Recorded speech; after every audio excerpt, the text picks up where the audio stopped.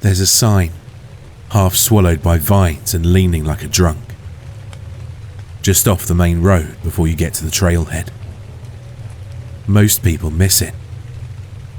It's old, the wood warped and grey, the letters painted in a faded, angry red. Some of them have flaked away, leaving behind the ghosts of words. But if you look close, if you're the kind of person who notices things, you can still make it out. If you see smoke from the old cabin, turn around. It's a local legend, a campfire story to spook the kids. No one's seen smoke from that cabin in 50 years. Not since the last family went up there and never came back. But legends have roots, and some roots run deeper and darker than any tree in these God-forsaken woods. The woods were ancient, dreaming a long green dream under a dark sky. For Tom, the silence was the best part. Not a real silence, not if you listen close. It was a million tiny noises stitched together. The rustle of a squirrel in the leaf litter, the drowsy hum of a bee, the sigh of wind through the high pines. It was a sound that scrubbed the city clean from your soul. "Daddy, look!" Leo, all of 7 years old, and moving with the chaotic energy of a dropped firecracker, pointed a stubby finger at a toad the size of his fist. It sat, fat and unblinking, on a patch of moss. "That's a big one, buddy," Tom said, ruffling his son's already messy hair. Leo had his mother's wide, curious eyes, and a spirit that couldn't be contained by four walls. That's why they were out here, miles deep in the state park, breathing air that didn't taste of exhaust fumes. Sarah, his wife, caught up to them, a small, knowing smile on her face. She adjusted the pack on her shoulders, her movements economical and sure. She was the planner, the one who made sure the survival kit had fresh batteries and the trail mix wasn't just candy. "Let the old man rest, Leo. He's not as young as he used to be." "Hey," Tom protested, feigning offense. "I'll have you know I can still outhike both of you." It was a lie, and they all knew it. Leo could run all day, and Sarah had a steady, relentless pace that ate up the miles. Tom, softened by a decade behind a desk, was already feeling a pleasant ache in his calves. But it was a good ache, an honest ache. They'd been hiking for 3 hours, following a trail that was growing progressively fainter. The ranger back at the station had warned them. "Goes a bit wild out past the old falls," he'd said, tapping a sausage-like finger on a worn map. "Hella beautiful, but you gotta know what you're doing." Tom felt a prickle of pride. We know what we're doing, he'd thought. They weren't weekend warriors in brand new gear. They were a family that loved the outdoors, that respected it. The sky, however, didn't give a damn about respect. The change was unnervingly fast. One moment, the sun was dappling through the canopy. The next, the world went dim. The light sucked out of the air as if by a giant vacuum. The temperature dropped 10 degrees. The birds went silent. "What was that?" Sarah asked, her voice tight. A low rumble answered her, a sound that seemed to come from the ground itself. It wasn't the sound of a distant jet. It was the sound of a very large, very angry beast clearing its throat. The trees began to sway, not in a breeze, but in a sudden, violent shudder. "Okay," Tom said, his voice a little too loud, a little too forced. "Change of plans. We need to find some cover, now." The first drops of rain were fat and cold, splattering on the leaves like thrown pebbles. Then came the wind, a physical presence that tore at their clothes and roared in their ears. Leo, his earlier bravado gone, whimpered and grabbed for Sarah's hand. The sky was a furious, churning mass of charcoal and violet. Lightning, not in clean bolts, but in spidery, flickering webs, lit the woods in strobing, terrifying flashes. The thunder was instantaneous, a deafening crack that felt like it was splitting the world in two. "This way," Tom yelled over the gale, pulling his son close. "There's a rock ledge on the map, should be just ahead." But the map was a sodden pulp in his pocket, and the trail was gone, erased by the deluge. Every direction looked the same.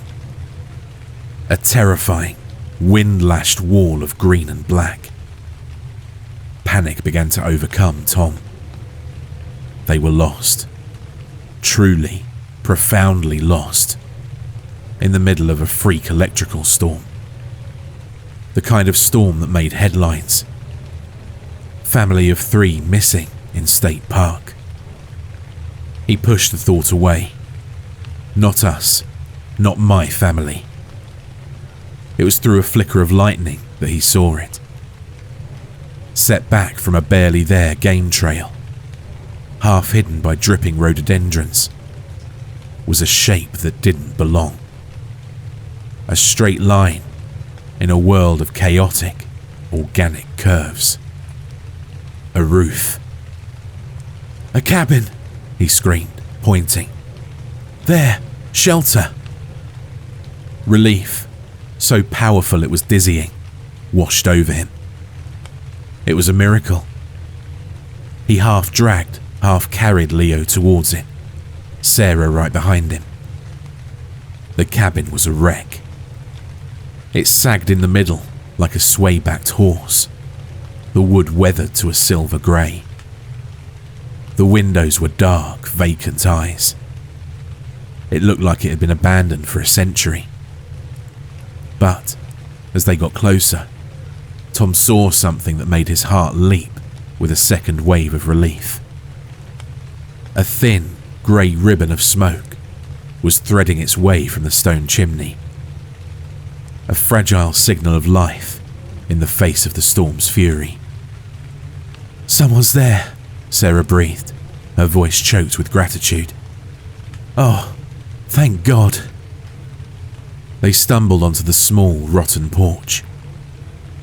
The rain was coming down in sheets now, bouncing off the packed dirt of the clearing. Tom hammered his fist on the heavy plank door. "Hello? Anyone in there? We're caught in the storm. We have a child with us." The only answer was the howl of the wind and the resonant drumming of the rain. He knocked again, harder, yelling until his throat was raw. Nothing.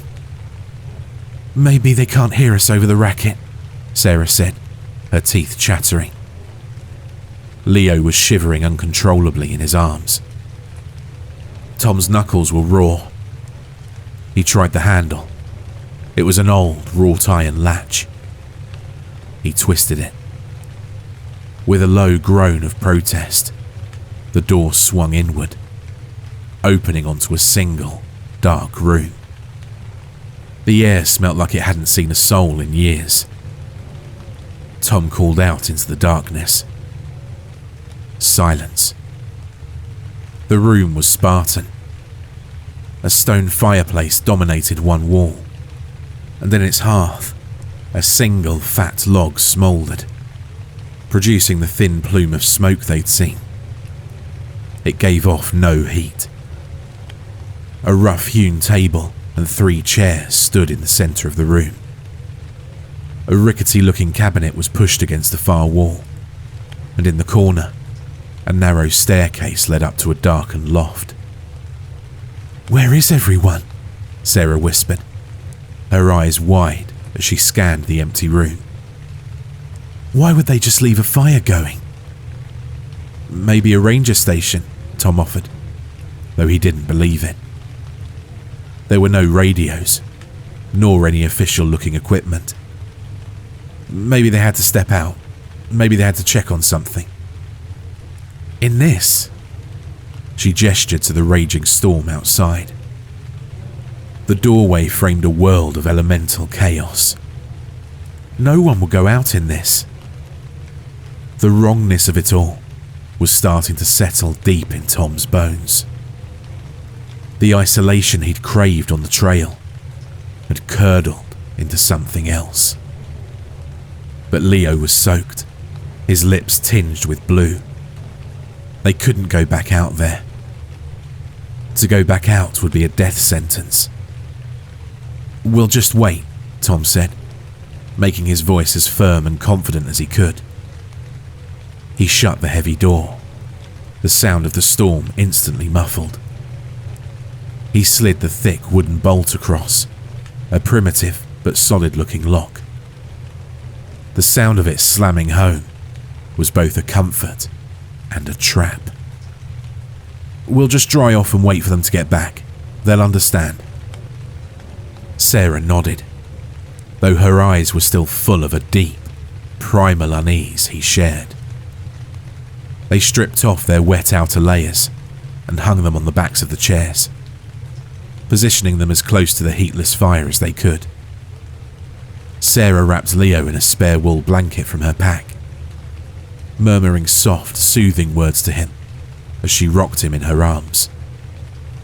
The storm showed no signs of letting up. As the minutes stretched into an hour, then two, the last of the daylight bled from the sky, plunging the world outside into a profound and utter blackness. The only light in the cabin was the sullen red glow of the single log in the hearth. It didn't burn, it just smouldered, like an ember that refused to die. They ate their remaining sandwiches in near silence, accompanied by the din of Mother Nature outside. Every creak of the old cabin made Tom jump. He kept glancing at the door, expecting the latch to be thrown back, for the owner to appear angry and demanding to know what they were doing in his home. But the door remained bolted. Eventually, Leo, exhausted and warm in his mother's arms, drifted off to sleep. Sarah looked at Tom with sadness in her eyes. "We're going to have to stay the night, aren't we?" she said. It wasn't a question. "Looks like it," Tom replied, his throat dry. "It's safer than trying to navigate in the dark. We'll leave at first light." He tried to sound reassuring, but the words felt hollow. The idea of spending a night in this place, this wrong place, filled him with a dread he couldn't name. Sarah carried the sleeping Leo over to a dusty cot in the corner he hadn't noticed before, tucking him in as best she could. She lay down on the floor next to him, her pack for a pillow, and within minutes, the steady rhythm of her breathing told him she was asleep. But sleep wouldn't come for Tom. He sat at the table, his back to the smouldering log, and stared at the bolted door. He was the man of the family, the protector, and he had led them here, to this strange, silent house where a fire burned for no one. He felt like a mouse cowering in a box, aware of the cat prowling just outside. He needed a distraction, something to take his mind off the irrational fear that was tightening its icy grip on his heart. His eyes fell on the cabinet against the far wall. Curiosity, he would later reflect, is a dangerous thing. He tiptoed over to it, the floorboards groaning under his weight. He pulled open one of the small drawers. It was empty, save for a thick layer of dust. He tried another. This one held something. A small, leather-bound book. He took it back to the table, holding it close to the dim red glow of the log. It was a photo album. The leather was cracked and peeling. He opened it. The first photograph was black and white, stiff and formal. A man, a woman, and a young boy, all dressed in their Sunday best. They stood in front of this very cabin. Tom recognized the distinctive slant of the roofline. The family in the photo weren't smiling, with their eyes staring blankly at the camera. He turned the page. Another family. Different people, different clothes. Maybe the 1950s from the look of the woman's dress. But the composition was the same. A man, a woman, a single child. All standing in the same spot. All with the same dead, empty eyes. Page after page, it was the same thing. A new family for every decade. The 60s, the 70s, the 80s. Always a trio. A father, a mother, a child. Their faces were different, but their expressions were identical. A hollow, vacant stare that seemed to look right through him. There were dozens of them. A collection of families frozen in time, all marked by the same unsettling emptiness. He dismissed it. A coincidence. Maybe the cabin was some kind of old-fashioned photo op spot for tourists. A relic of a bygone era. A strange and creepy one, but still. There had to be a rational explanation. There always was. He put the album back, his hand trembling slightly. He was just tired. The storm, the fear, it was getting to him. He returned to the table, rested his head in his arms, and let the rhythmic sound of the rain finally lull him into a troubled, dreamless sleep. Sunlight. That was the first thing he registered. Bright, warm sunlight streaming through the grimy window. He sat up with a jerk, and he noticed that his neck was stiff from the uncomfortable night's sleep. The cabin was silent. The fire in the hearth was out, nothing but a pile of cold, white ash. The rain had stopped. "Sarah?" he called out, his voice a croak. No answer. He scrambled to his feet and looked at the cot in the corner. It was empty. The wool blanket was folded neatly at its foot. Sarah's pack was gone. Leo was gone. "Sarah? Leo?" he yelled, his voice cracking with rising panic. "This isn't funny." He raced to the door, with his breathing starting to speed up. The bolt was drawn back. The door was unlocked. He threw it open and stumbled out into the clearing. The world was washed clean. The air was fresh and crisp. The sun was shining. The storm was gone, as if it had never been. And so was his family. He yelled out into the woods for them.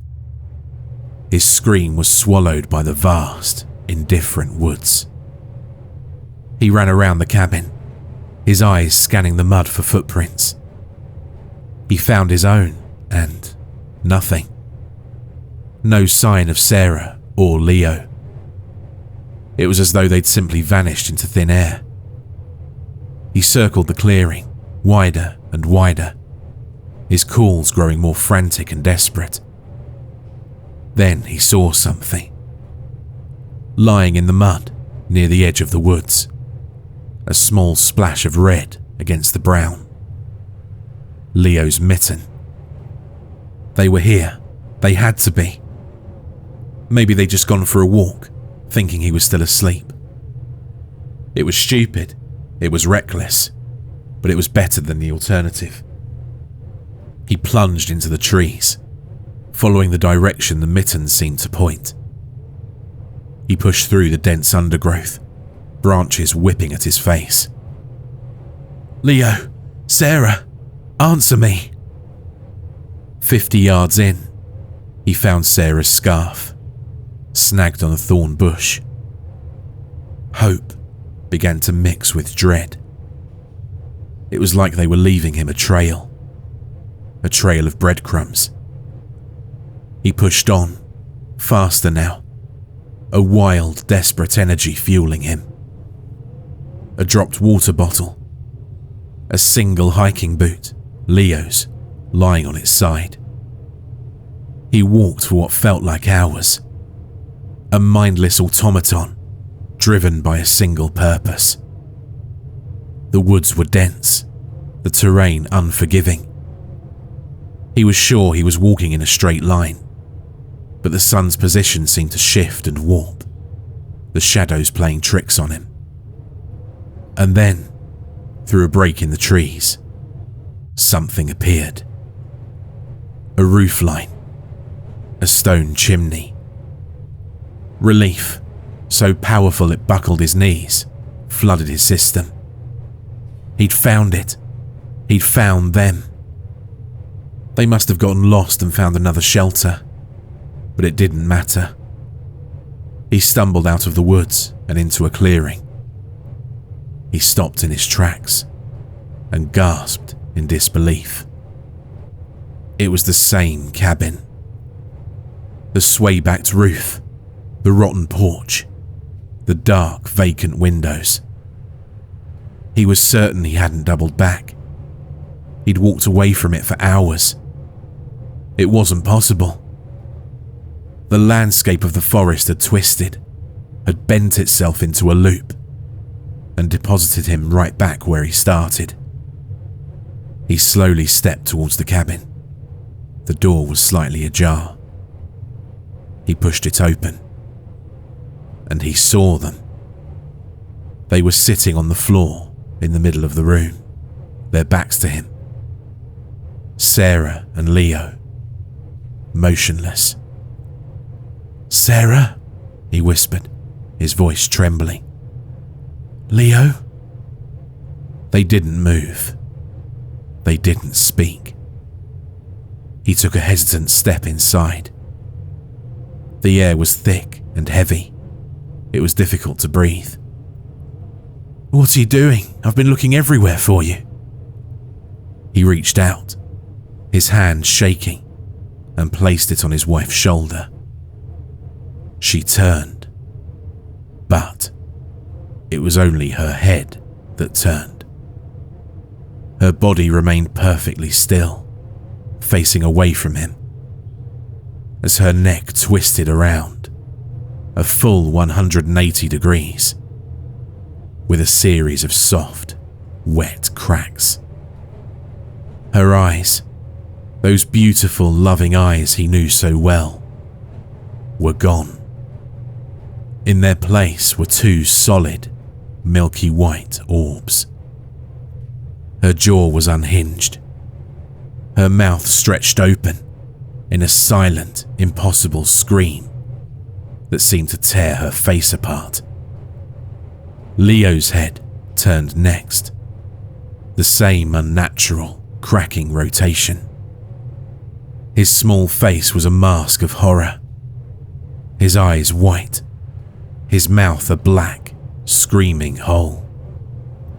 Tom didn't even have time to register the new leather-bound photo album lying open on the floor next to them, a fresh page waiting. He could only see those white eyes, those screaming mouths. His own scream was a raw, mindless shriek of pure terror, a sound that ripped from his soul and echoed out across the silent, listening woods. It was a sound of a man who'd looked into the heart of something ancient and hungry, a sound of a man who was no longer alone, but would be forever lost. His scream went on and on, until it was the only sound for miles around. And then, it too was swallowed by the silence, and Tom was never seen again. But sometimes, when the conditions are just right, and a lost hiker stumbles into that forgotten part of the woods, they say you can still see it. A thin, grey ribbon of smoke, rising from an old stone chimney. So what do you do if you're lost, and you see that hopeful sign? Do you take your chances with the wilderness? Or do you dare to knock on the door of the old cabin?